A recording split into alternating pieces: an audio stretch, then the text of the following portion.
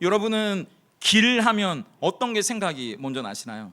어떤 분들은 고속도로 같이 시원하게 달릴 수 있는 큰 도로가 생각나는 분도 계실 테고, 또 어떤 분들은 숲속에 난 작은 오솔길이 떠오르는 분들도 있겠죠. 근데 저는 길 하면 제일 먼저 떠오르는 생각이 있는데, 대학생 때 제가 속리산에 갔다가 길을 잃어버린 기억이 제일 먼저 나는 거예요.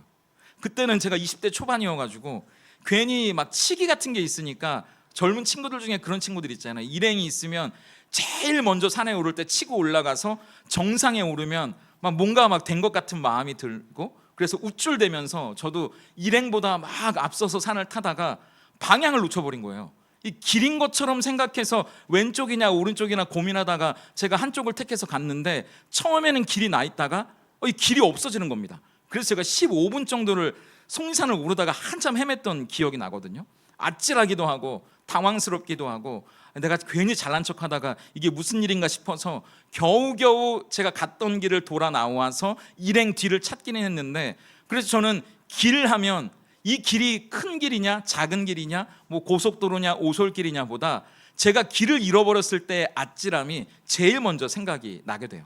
근데 이건 제 이야기뿐만 아니라 단테라는 유명한 작가의 소설에도 이런 이야기가 나오거든요. 신곡이라는 고전의 지옥편에 보면 제일 첫 문장이 아주 유명한 이 문장으로 시작합니다. 제가 읽어드릴게요. 우리 인생 길의 한가운데서 나는 올바른 길을 잃고서 어두운 숲속을 헤매고 있는 나 자신을 발견했다. 나는 인생이라는 이 숲속에서 길을 잃어버리고 그 어두운 숲속에 어디로 가야 할지 모르며 방황하고 있는, 헤매고 있는 나 자신을 발견했다는 문장으로 이 단테의 신곡이, 이 유명한 소설이 시작하거든요. 어떻게 인생이라는 숲속에 들어섰는지 저도 모르고 여러분도 모릅니다. 근데 이 인생이라는 숲길을 걸어가다 보니까 나도 모르게 길을 잃어버린 거예요. 어느새 밤이 되고 표범이 달려들고 늑대가 위협하는 그런 위험 가운데 내가 어디로 가야 할지 모르는 상황 속에 이 단테를 구원해 줄 한 사람이 길잡이로 등장합니다. 그래서 이 사람과 함께 미지의 세계로 탐험을 떠나는 내용이 이 신곡이라는 소설의 내용이거든요. 근데 우리도 마찬가지예요. 젊은 날에는 내 앞에 뭔가 확실한 길이 뻗어 있는 것처럼 보였거든요. 그래서 대학을 선택합니다. 직장을 얻고요, 결혼해서 가정을 꾸리고, 그렇게 우리가 막 젊었을 때 달려가면 모두가 가는 그 길을 나도 걷고 있기 때문에 이 길이 분명해 보여요. 근데 어느 순간 이 단테가 길을 잃어버렸다고 이야기하는 신곡을 썼을 때 나이가 그 당시 35살이거든요. 수백 년 전이니까 지금으로 치면 중년을 넘긴 나이예요. 근데 그때 내가 중년을 넘겨 어느새 인생이라는 숲의 뒤를 돌아보고 앞을 돌아보니까 그 길은 더 이상 뻗어 있지 않고 사방은 어두운 숲속처럼 보인다는 거죠.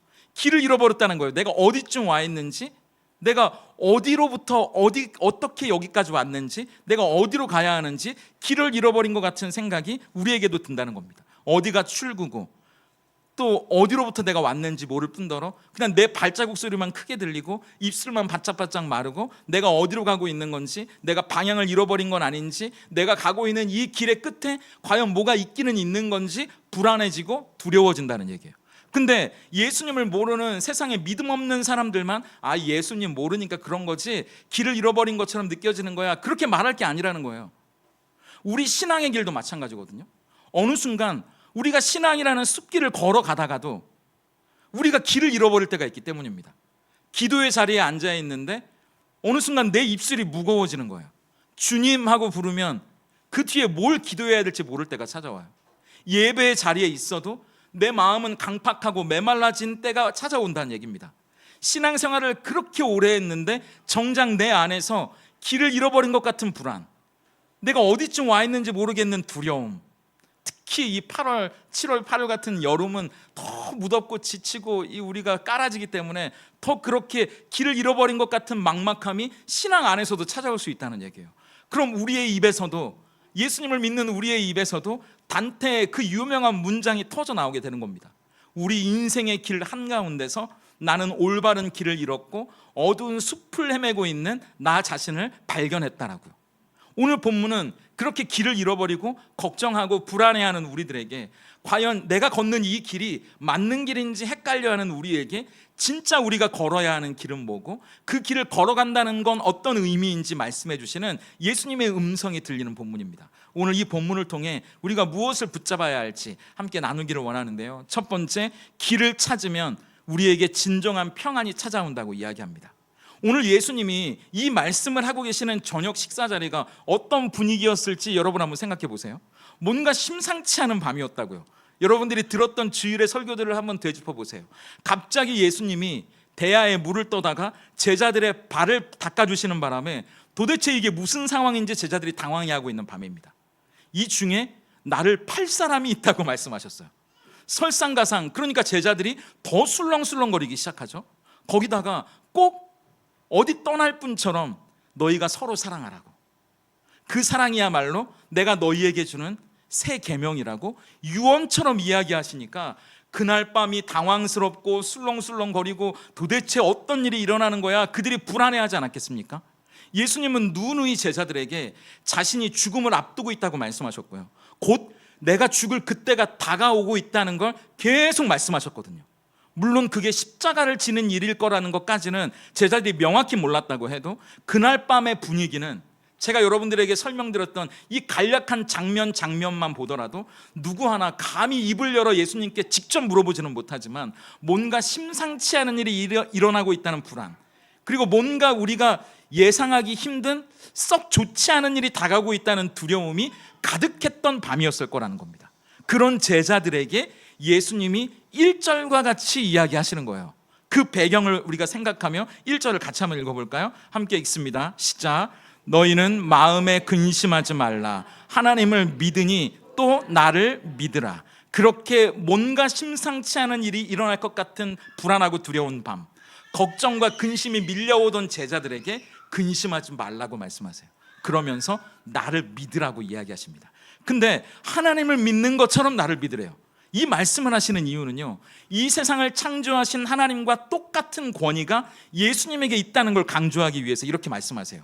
근데 이 이유는 예수님이 주시는 뒤에 이어지는 2절과 3절의 약속이 바로 그 하나님과 똑같은 권위를 가진 내가 해주는 약속이기 때문이다. 그걸 강조하기 위해서요. 그러면 2절과 3절의 약속이 뭘까요? 먼저 2절을 함께 읽어볼까요? 함께 읽습니다. 시작. 내 아버지 집에 거할 곳이 많도다. 그렇지 않으면 너희에게 일렀으리라. 내가 너희를 위하여 거처를 예비하러 가노니. 근심하지 마. 너희들 뭔가 좀 불안하지, 지금 두렵지, 걱정하지 마. 내가 하나님과 똑같은 권위를 가지고 있어. 내가 약속해 줄게. 아버지 집에 너희의 거처를 마련하기 위해 내가 간다. 이렇게 말씀하시는 거예요. 그러면서 이어지는 3절도 보세요. 함께 읽겠습니다. 시작. 가서 너희를 위하여 거처를 예비하면 내가 다시 와서 너희를 내게로 영접하여. 제자들이 왜 불안했을까요? 왜 걱정과 두려움이 밀려왔겠어요? 믿고 따르던 하늘 같은 예수님이 사라질 것 같으니까요. 그런데 예수님은 내가 잠시 너희를 떠나게 될 텐데 그건 불안한 일이 아니라 오히려 내가 너희가 거할 거처를 예비하러 가는 거라고 말씀하시는 겁니다. 돈 카슨이라는 유명한 신학자가 요한복음 주석에서 이 부분을 이렇게 주석해 놓거든요. 제가 읽어드릴게요.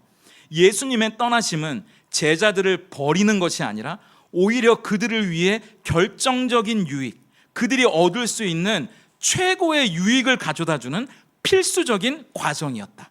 예수님이 떠나는 건 제자들을 버리는 것이 아니라 오히려 제자들이 받아야 할 가장 큰 축복을 주기 위해 잠시 떠나는 필수적인 과정이었다는 거예요. 이 약속의 핵심은요, 여러분들이 보시는 것처럼 우리가 어디를 가느냐 그 장소를 말하는 본문이 아닙니다. 이 말씀의 핵심은 이제 우리가 하나님 아버지께로 가는 길이 열렸다는 걸 우리에게 말해주는 거예요. 그때까지는 하나님께로 가는 것이 아무도 갈 수 없는 곳이었거든요. 제가 산에서 길을 잃어버렸을 때 당황했던 그 순간처럼 말입니다. 희미하게나마 저는 숲에 난 길을 따라 걸어갔거든요. 근데 그 길을 따라 가는데 갑자기 희미했던 길이 제 앞에서 사라지고 숲만 남는 거예요. 길을 잃어버리면 그렇게 잃어버리거든요. 근데 그럴 때 우리가 뭐라고 말하죠? 길이 끊어졌다고 말하잖아요.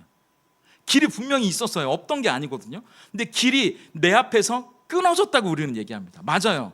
우리는 길이라고 생각하고 열심히 그 길을 향해 가는 거거든요. 하나님께로 향해 가는 그 길이 내가 착한 일을 많이 하면 하나님께로 갈 수 있는 건가?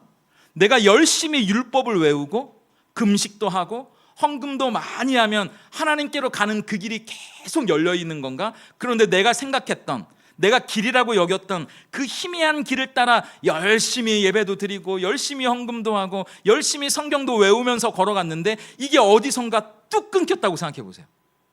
더 이상 길이 연결되어 있는 게 아닙니다. 하나님께로 갈 수 있는 길이 뚝 끊겨버린 거예요, 내 앞에서. 그럼 당황스럽지만 우리가 또 얼마나 억울하겠어요? 근데 하나님과 우리 사이에 그렇게 내 앞에서 길이 끊긴 이유가 뭐라고요? 내가 내 인생의 주인으로 살려고 했던, 하나님과 같아지려고 했던, 하나님이 어디 있어? 그냥 내 주먹 믿고 사는 거지, 내 건강으로 사는 거지, 내가 열심히 땀 흘려서 사는 거지, 그렇게 생각했던 아담과 하와의 불순종, 그 죄 때문에 우리는 하나님께로 갈 수 있는 그 길이 내 앞에서 뚝 끊겨버린 거잖아요. 내 인생의 주인으로 살면 여러분 편할 것처럼 생각이 되잖아요. 근데 사업하시는 분들이 다 그러시더라고요. 한결같이 요새같이 더 어려울 때는 월급쟁이였을 때가 훨씬 편하다고, 누가 주는 월급 내가 받아먹고 사는 게 내가 사업하는 것보다 훨씬 마음 편하겠다는 거예요. 사업하면 신경 써야 될 게 되게 많거든요. 내가 책임져야 할 일들이 정말 많아지기 때문입니다. 근데 우리는 괜히 내가 질 수도 없는 책임을 내가 떠안고 내가 내 인생의 주인처럼 살고 싶다는 그 엉뚱한 욕망을 따라 그 책임을 해결할 능력도 없는 채 그렇게 우리가 그 길을 걸어왔다는 거예요. 그러면 내 앞에서 하나님께로 연결된 그 길이 뚝 끊기게 되죠. 그 길을 연결할 수 있는 재간이 우리에게 없어요. 그럼 어떻게 되느냐? 견우와 직녀가 1년에 딱 한 번 만나잖아요. 7월 7석 하루만 딱 만나는 것처럼 소나 양을 잡아서 제사 드릴 때만 거룩하신 하나님을 잠깐 만날 수 있는 겁니다. 그 길이 끊겨버렸거든요.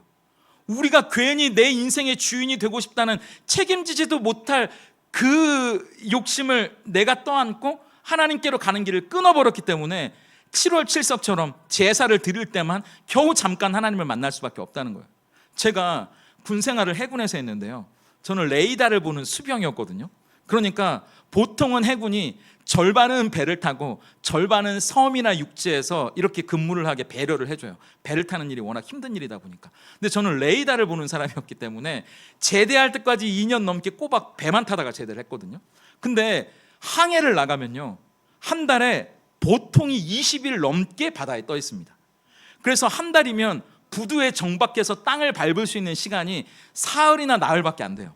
그래서 모든 보급을 바다에서 받거든요. 기름배가 와요. 물배가 와서 바다 위에서 호스를 연결해서 기름을 넘겨주고 물을 넘겨줍니다. 쌀이나 반찬 같은 부식도 부식을 실은 배가 와요. 그러면 이제 이 다리를 연결해서 바다 위에서 이제 식료품을 나르는 거예요. 그렇게 보급을 받거든요. 근데 파도가 높거나 기상 상태가 안 좋으면 배가 뜨기 힘들잖아요. 그래서 해상 보급을 할 만한 상태가 안 됩니다. 그래서 보급이 계속 미뤄지거든요.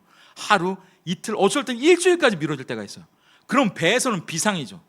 씻을 물도 없거든요. 그래서 진짜 과장이 아니라, 보통 군대 갔다 온 사람 남자들의 말은 반협풍이라고 얘기하는데 과장이 아니고요, 정말 한 바가지로 세수하고 양치하고 샤워까지 다 합니다. 불가능할 것 같죠?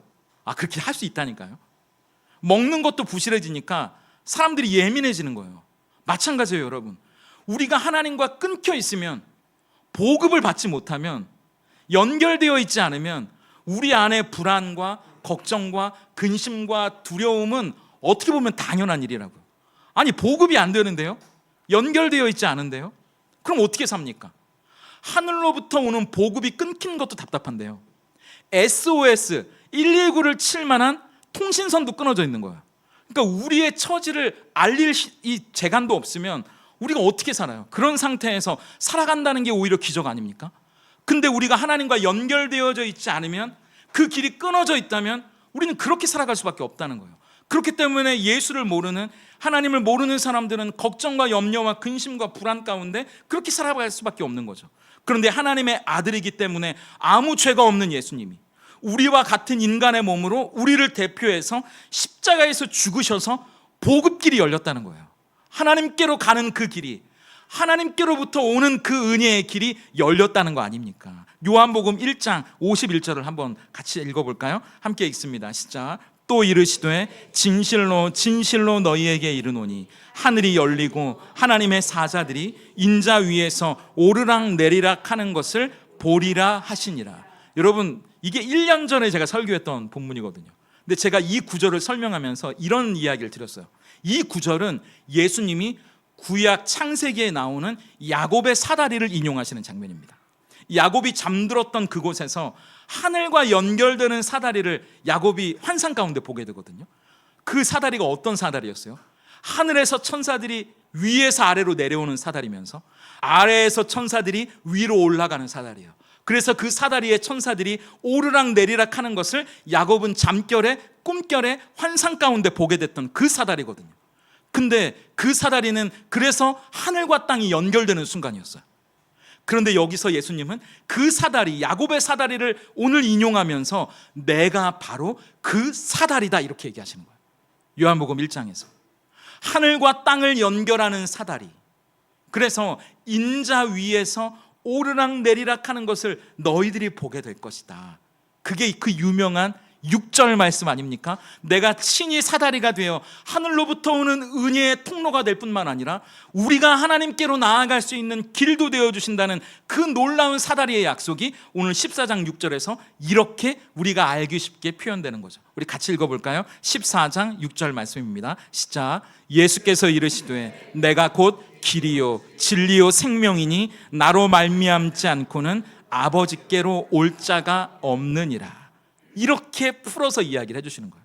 예수님은 어디가 길인지 그 길로 가는 방법을 가르쳐 주시는 분이 아니고요, 그분 자체가 하늘과 땅을 연결하는 사다리가 되셔서 우리가 하나님께 나아가는 길이면서 하나님의 은혜가 하나도 남김없이 충만하게 우리에게 주어지는 복음로가 되셨다는 이야기입니다.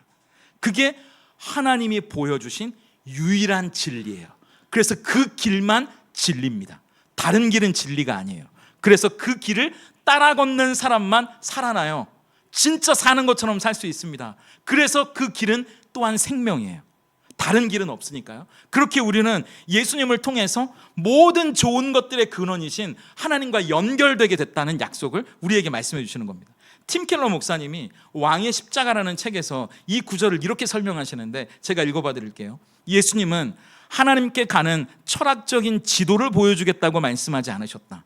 하나님께 이르는 도덕적인 계단을 주겠다고도 하지 않으셨다. 그분은 자신이 하나님께 가는 길이라고 말씀하신다. 그래서 아버지께로 가는 유일한 길은 우리가 아들 안에 거하는 것이다.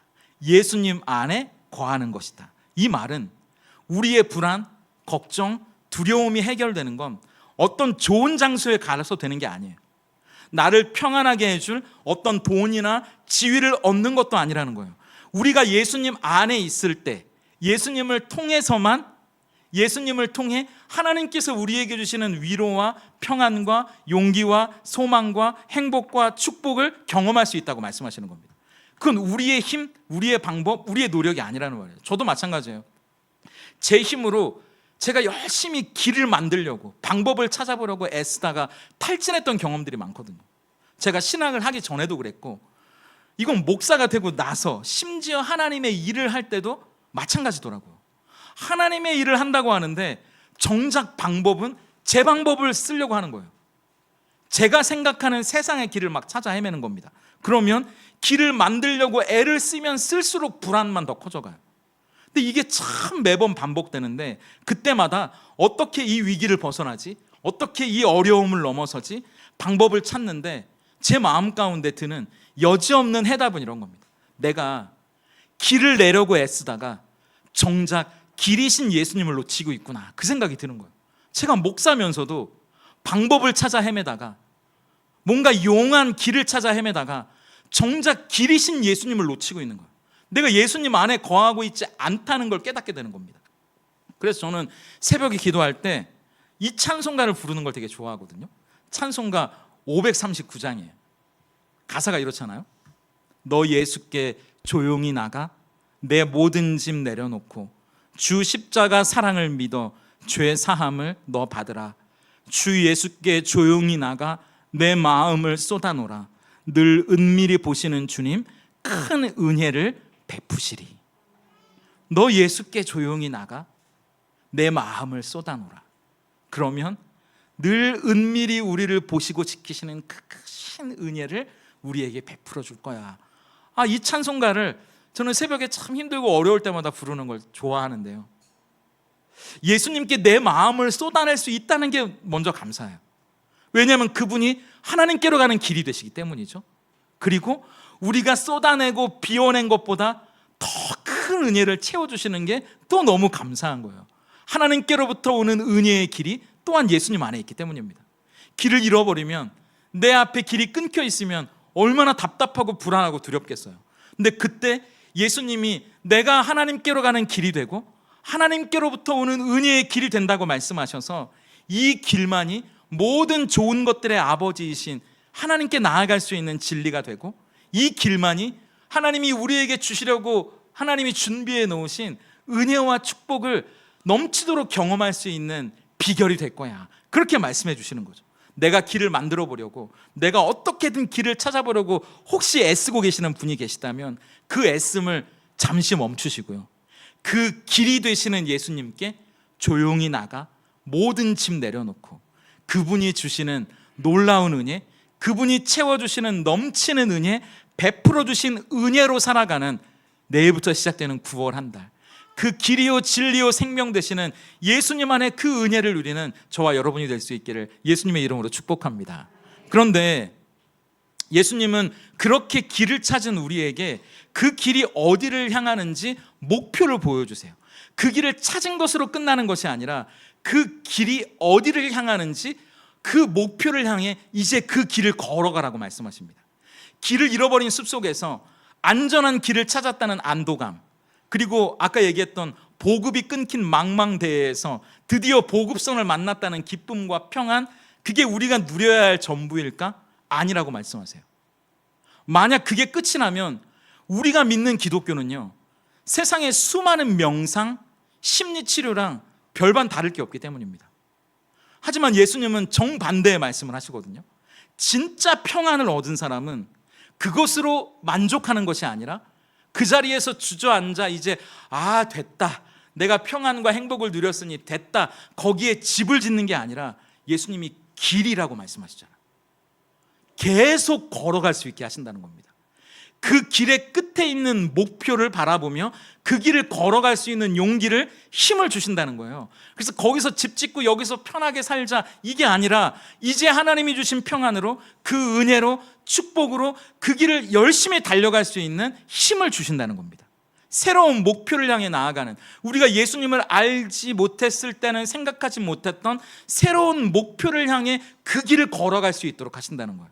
그래서 길을 찾은 사람은 내가 가야 할 목적지가 어디인지를 찾게 된다는 이야기입니다. 그래서 예수님은 12절에서 이해하기 어려운 이 이야기를 하시는데요, 한번 우리 12절 말씀을 같이 읽어볼까요? 함께 읽습니다. 시작. 내가 진실로 진실로 너희에게 이르노니 나를 믿는 자는 내가 하는 그 일 그도 할 것이요 또한 그보다 큰 일도 하리니 이는 내가 아버지께로 감이라. 내가 길이 되어 진리가 되고 생명이 돼서 너희가 하나님으로부터 누릴 수 있는 은혜와 축복을, 세상이 줄 수 없는 평안을 내 안에서 누리게 될 거야. 근데 그것으로 끝나는 게 아니라 내가 아버지께로 가는 이유는 내가 했던 일보다 너희가 더 큰 일을 하게 하기 위해서다. 이런 이해할 수 없는 이야기를 하시는 거예요. 이게 말이 됩니까? 연약하고 실수투성이인 우리가 어떻게 예수님이 하신 일을 할 수 있겠어요? 그런데 그게 다가 아니라 예수님이 하신 일보다 더 큰 일을 할 수 있다고 이야기하는 겁니다. 죽은 나사로를 살리셨고, 오병이어로 5천 명을 먹이셨고, 눈먼 자의 눈을 뜨게 하신 것보다 우리가 더 놀라운 기적을 행할 수 있다는 걸까? 그럴 리 없죠. 여기서 크다는 말은 기적의 질적인 측면을 얘기하는 게 아니라 사역의 양적인 확장, 그리고 사역의 범위가 커진다는 이야기예요. 예를 들어서 이런 겁니다. 예수님의 이 사역은 이스라엘이라는 좁은 공간 안에서 이루어진 일이잖아요. 그리고 3년이라는 짧은 시간에 제한됐거든요. 그러니까 시간과 공간에 제한돼서 예수님은 3년이라는 시간 동안 이스라엘이라는 작은 땅 안에서 그 일을 행하셨어요. 하나님의 일을. 그런데 이제 예수님이 십자가를 지시고 3일 만에 부활하셔서 하늘에 올라가신 우리를 위한 구원의 사역을 완성하신 뒤에는 시간과 공간의 제한이 깨져버렸다는 겁니다. 이제 3년이라는 시간이 아니라 오고 오는 모든 영혼이라는 시간 속에 이스라엘이라는 작은 땅을 넘어 이 지구상의 모든 인류와 족속들에게 예수 그리스도의 복음이 전해지고 하나님을 믿게 되는 그 일들을 우리에게 맡기셨다는 거예요. 우리에게 시간과 공간을 넘어서는 예수님이 하셨던 일보다 더 큰 사역들을 감당할 수 있도록 위임해 주셨다는 이야기입니다. 그건 육신의 병을 고치는 것보다 더 위대한 일이에요. 죽은 영혼을 살리고 사람을 낚는 어부가 되게 하시겠다는 그 사명, 그렇게 살아나고 하나님께 헌신한 자들이 모여서 하나님을 예배하는 하나님의 백성들의 공동체, 그리스도의 핏값을 주고 사신 그분의 몸된 교회를 세우는 놀라운 사명이 우리에게 주어졌다는 거죠. 예수님이 하신 일보다 훨씬 더 큰 일, 예수님이 하셨던 작은 일들보다 더 놀라운 일들이 오고 오는 세대 속에 이 지구상의 모든 사람들의 눈에 이제 보이게 됐다는 거예요.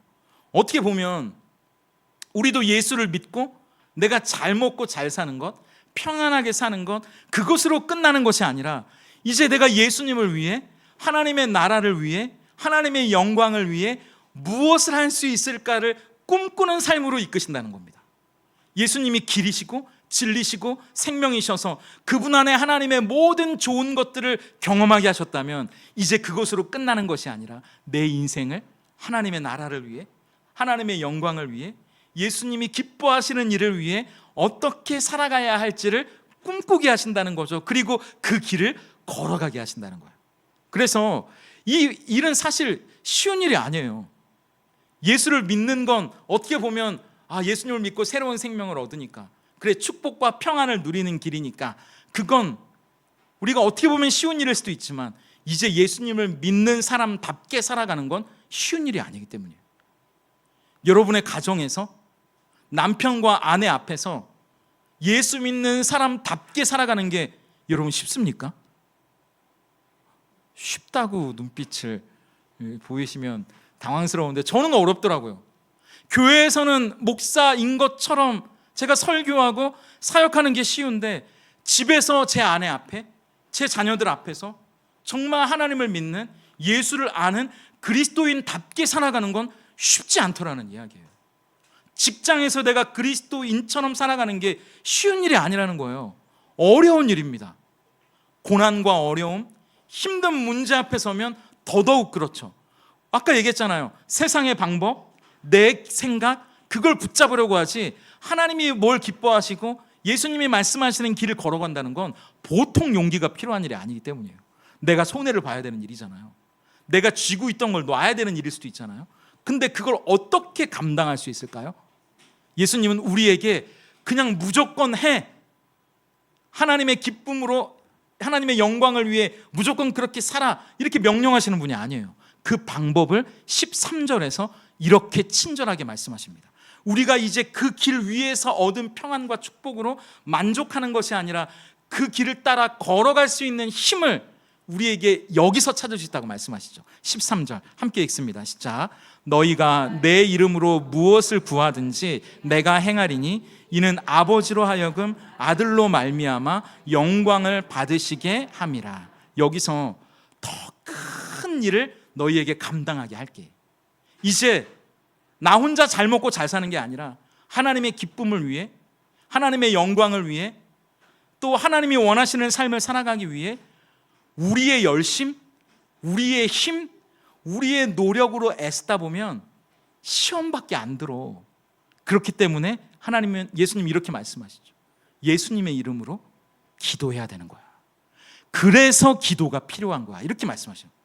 우리가 얻을 것을 구하기 위해 필요한 기도를 말씀하시는 게 아니라 우리가 이제 예수 그리스도 그 길 위에서 하나님의 은혜와 평안을 누렸다면 이제 진짜 예수 믿는 사람답게 그 길을 걸어갈 수 있는 용기를 얻기 위해 기도가 아니면 어디서 그 힘을 얻을 수 있겠냐고 물어보시는 거예요. 그러면 기도해야지. 진짜 하나님의 사람답게 살기 위해, 예수 믿는 사람답게 살기 위해 무릎 꿇어야지, 기도해야지. 그 길은 예수님의 이름으로 기도하는 데서 나온다는 이야기입니다. 근데 여기서 예수님의 이름으로 기도한다는 건 수리수리 마수리, 열려라 참깨 이런 주문처럼 예수님의 이름만 갖다 붙이면 다 이루어지는 공식을 말하는 게 아니에요. 생각해 보세요. 어떤 회사의 대표가 신임하는 직원에게 법인카드를 주는 겁니다. 그러면서 우리 회사를 위해서 필요한 일이면 무엇이든지 내 이름으로 결제하고 이 카드를 쓰세요. 이렇게 카드를 맡긴 거예요. 근데 만약 이 직원이 이 법인카드를 가지고 막 신나게 막 이제 내가 마음대로 쓸 수 있겠구나, 막 내 욕심을 채우려고 막 양복 사고 초밥 먹고 노래방 가고 막 그랬다면 나중에 법인카드 내역이 나오면 당장 해고감 아닙니까? 회사를 위해 쓰라고 준 카드인데 나를 위해 쓰면 이건 해고감이잖아요. 근데 만약 이 직원이 회사의 발전을 위해 꼭 필요한 프로젝트를 기획하고 이 법인카드를 대표의 이름으로 재정적인 고민 없이 써야 할 것들, 또 해결해야 할 일들을 다 사용하면 썼다면 대표는 자기 이름을 걸고 이 직원을 지원하는 겁니다. 그러라고 카드를 준 거잖아요. 그래서 이 회사 이름으로 된 카드를 거리낌 없이 이 직원에게 맡기는 거 아닙니까? 마찬가지예요. 예수님의 이름으로 기도하라는 건, 무엇이든지 구하라고 말씀하신다는 건 하나님의 나라를 위해, 하나님의 영광을 위해 우리에게 법인카드를 맡기셨다는 거예요. 그게 우리의 기도라는 거예요. 근데 예수님의 이름과는 전혀 상관이 없는 내 욕망과 내 계획을 이루기 위해 기도한다면 이 구절을 잘못 이해하고 있는 거죠. 잃어버린 영혼을 구원하기 위해, 이 땅에 하나님의 나라를 세워가기 위해 정말 내가 내 감정과 기분과 욕심을 꺾고 어떻게든 하나님 믿는 사람처럼 살아가기 위해 사랑하기 힘든 사람을 사랑하고 용서하기 어려운 사람을 용서하고 이해하기 어려운 사람을 품고 정말 내가 열심을 내기 어려울 때 열심을 내려는 그 기도, 그 기도에 예수님의 이름으로 그것을 기도하라는 거예요. 그러면 하나님이 그 힘을 주시겠다는 거예요. 그 이야기예요. 그 용기를 주시겠다는 거예요. 그 믿음을 주시겠다는 거예요. 그것을 위해 예수님의 이름으로 법인카드 쓰라는 겁니다. 하나님의 나라를 위해서 말이죠. 그 꿈과 사명에 우리의 기도를 맞추라는 이야기예요. 우리 교회에서 예수님의 이름이 높임을 받기 위해서 과연 뭐가 필요한 걸까? 물으려면 기도해야 되는 거 아닙니까? 예수님, 우리 가정 가운데 어떻게 하는 게 예수님이 기뻐하시는 일일까요? 묻기 위해서는 기도해야 되는 거 아니에요? 내 생각대로 내 감정대로 하는 게 아니잖아요. 남편이 뭐라고 하면, 아내가 뭐라고 하면 혈기가 올라와가지고 막 화를 내지 말고 예수님의 이름으로 기도하라는 거예요. 그러면 예수님이 하신 일보다 더 큰 일이 우리의 가정 가운데 이루어지는 거예요. 그걸 기도하지 않고 어떻게 우리 힘으로 하겠냐는 거예요. 그 혈기를, 그 감정을, 그 기분을 우리의 힘으로 어떻게 제어할 수 있습니까? 기도가 아니면 말이죠. 그래서 그분의 뜻을 구하는 것, 어떻게 내가 다니는 직장에서 하나님의 이름이 높아질 수 있을까요? 그것을 묻고 예수님의 이름으로 구하는 것, 그럴 때 예수님이 주시는 약속이 13절이에요. 우리 13절을 다시 읽어볼까요? 함께 읽습니다. 시작. 너희가 내 이름으로 무엇을 구하든지 내가 행하리니 이는 아버지로 하여금 아들로 말미암아 영광을 받으시게 하려 함이라. 그래서 이 앞절에는 내가 한 일보다 더 큰 일을 너희가 할 거야 라는 말이 기도 앞에 그래서 나오는 거예요. 이 기도는 그 일을 위한 기도거든요. 그래서 어떻게 하면 이곳에서 제가 아니라 하나님이 영광을 받으시는 걸까요? 그래서 그 기도를 통해 하나님이 영광을 받으시는 거죠. 아들로 말미암아 영광을 받으시게 하려 함이라. 그것을 위해 우리는 예수님의 이름으로 무릎을 꿇고 그분께 구하며 기도하는 겁니다. 지난주에 설교를 준비하면서 유진 피터슨 목사님의 그 길을 걸으라 라는 책을 제가 봤는데요, 그 책의 영어 제목이 The Jesus Way예요. 유일한 예수님의 길.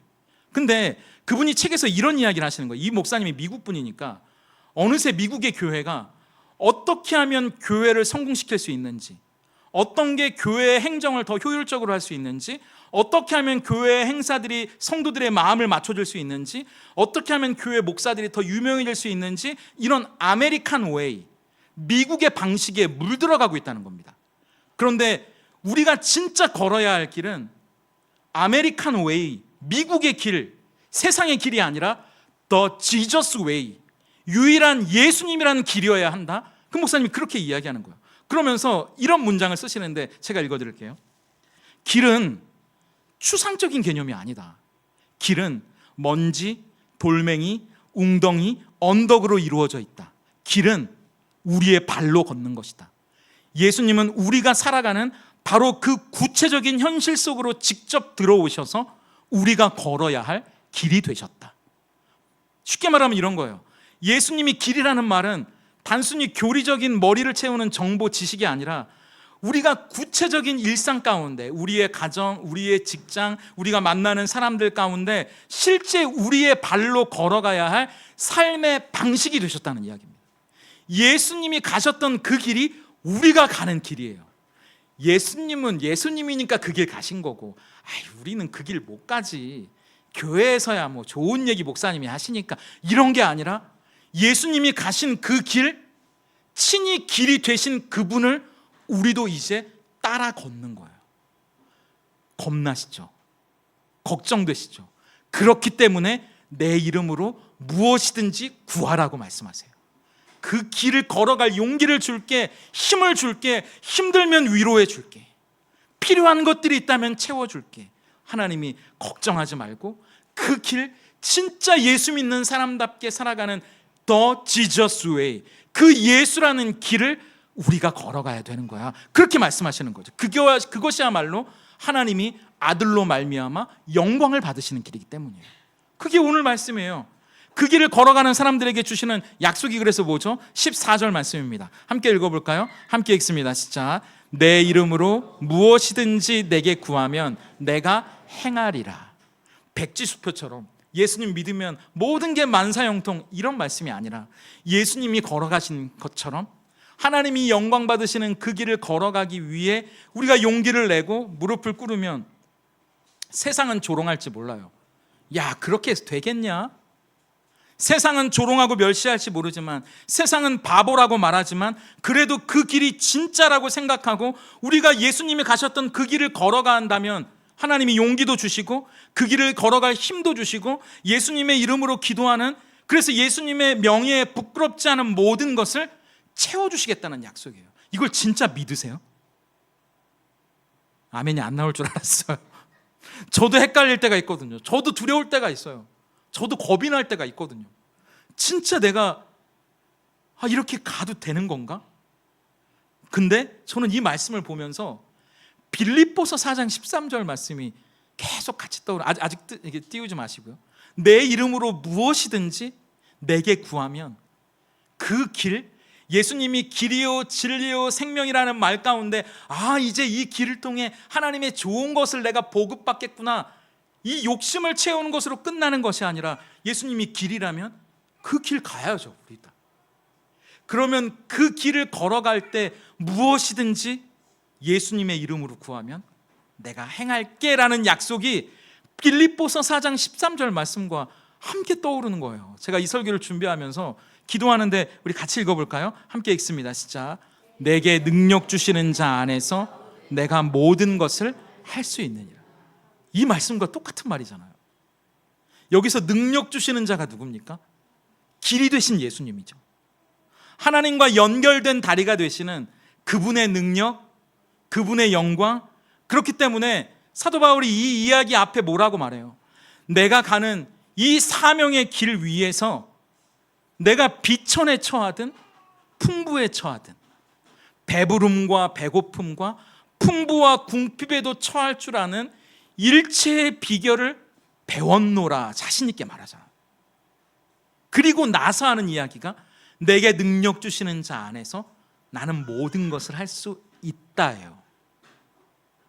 저도 부끄럽지만 제가 배고픔과 궁핍과 비천에 처하는 길이 예수님이 보여주시는 길이라면 그 길을 걸어가는 용기가, 저라고 뭐 대단한 사람입니까?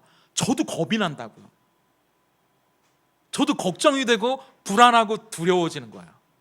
그런데 안 가는 게 아니라 그래도 저는 예수님의 이 말씀을 붙잡는 거예요.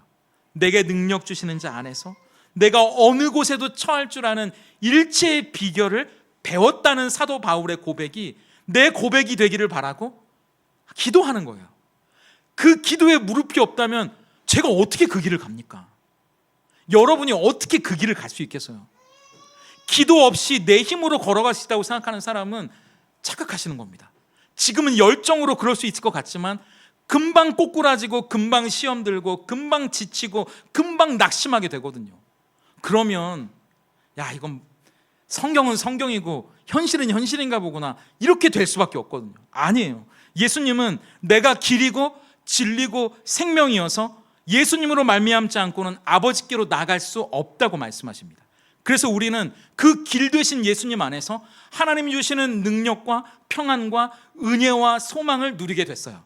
그런데 예수님은 그것으로 끝나는 것이 아니라 우리를 더 위대한 그분의 길로 초대하십니다. 내가 생각하는 길, 세상이 바라는 길이 아니라, 나 혼자 잘 먹고 잘 사는 길이 아니라 하늘과 땅을 이어주신 그 사다리 가운데 용기와 평안과 소망을 보급받았다면 이제 우리가 가야 할 길이 있다고 말씀하시는 거예요. 그 길이 예수님이 가신 그 길입니다. 그래서 우리의 기도 제목을 한번 점검해 보세요. 혹시 우리 기도가 근심하지 않게 해주세요, 이 문제 좀 해결해 주세요, 나에게 평안을 주세요, 이런 수준에만 머물러 있는 기도가 아닌지. 물론 그것도 중요한 기도예요. 그런데 하지만 예수님은 오늘 그 기도에서 한 걸음 더 나아갈 수 있기를 도전하세요. 주님, 제 가정을 통해 어떤 하나님의 일을 행하시 원하십니까? 나보다 더 큰 일을 행할 거라고 약속해 주셨는데 예수님의 이름으로 그것을 구하면 우리를 통해 그 일을 이루신다고 말씀하셨는데, 그러면 예수님을 통해 하나님의 은혜와 축복을 누리는 것으로 끝나는 것이 아니라, 하나님, 기도합니다, 제 가정 가운데 어떤 하나님의 일을 행하기 원하시나요? 하나님, 제 직장 가운데 어떤 하나님의 영광을 나타내기 원하시는 건가요? 하나님, 우리 교회 가운데 어떻게 하나님의 이름이 높아지기를 원하시는 겁니까? 우리의 기도가 거기까지 나가야 된다는 거죠. 그게 예수님이 우리에게 그 길을 걸어오라고 말씀하시는 초대가 되는 거기 때문이에요. 이렇게 기도하기 시작할 때 우리의 기도는 이제 내 문제에서 하나님의 영광을 이루는 위대한 일로 옮겨가기 시작합니다. 어떻게든 비워진 내 인생의 곳간을 채우는 기도만이 아니라 하나님의 곳간을 채워드리는 기도로 바뀐다는 거예요. 그래서 우리의 시선도 이 땅에서 내가 받고 누려야 될 것만 바라보는 것이 아니라 이 땅에서 하나님을 위해 내가 무엇을 이루며 살아가야 할지로 우리의 시선이 바뀐다는 거죠. 예수님이 말씀하신 우리가 예수님보다 더 큰 일을 하게 될 거라는 궁극적인 목적은 우리가 뭐 대단한 일을 하는 것이 아니라, 그게 작은 일이든 큰 일이든 아버지로 하여금 아들로 말미암아 영광을 받으시게 하려 하기 때문이죠. 우리를 통해 하나님이 영광 받으시는 그 일을 통해 우리는 그 길을 걸어가는 겁니다. 이제 내일부터 9월이 시작됩니다. 더 이상 길을 잃어버린 사람처럼 이 무더위 가운데 지쳐 헤매며 인생의 숲을 방황하고 혼란스러워하고 계신다면 멈추세요. 길이요 진리요 생명이 되신 예수님 안에서 하나님께로부터 오는 무한한 보급을 받으실 수 있기를 바랍니다. 하나님이 저와 여러분에게 주시는 은혜를 누릴 수 있는 한 달이 되시기를 축복해요. 그런데 그것으로 끝나는 것이 아니라 예수님이 길이 되셨다면, 예수님이 그 길을 가셨다면 세상의 길, 나의 길을 걸어가는 것이 아니라 예수님이 가신 그 길을 따라 우리의 가정, 우리의 직장, 우리의 교회, 나의 삶을 통해 어떻게 하나님이 영광 받으실 수 있는지 기도해 보세요. 나를 통해 어떤 일을 하기 원하시는지 무릎을 꿇어 보세요. 그 기도하신 우리 모두에게 약속하신 놀라운 축복이, 놀라운 약속이 무엇이든지 예수님의 이름으로 구하는 자에게 직접 행하시겠다, 일하시겠다 약속하신 그 약속이 이루어지는 한 달이 되기를 축복합니다. 우리가 예수님의 이름으로 기도할 때 예수님이 여러분의 삶 가운데 일하시기를 시작하는, 행하시기를 시작하는 놀라운 한 달의 주인공, 믿음의 주인공, 승리의 주인공이 저와 여러분이 될 수 있기를 예수님의 이름으로 축복합니다.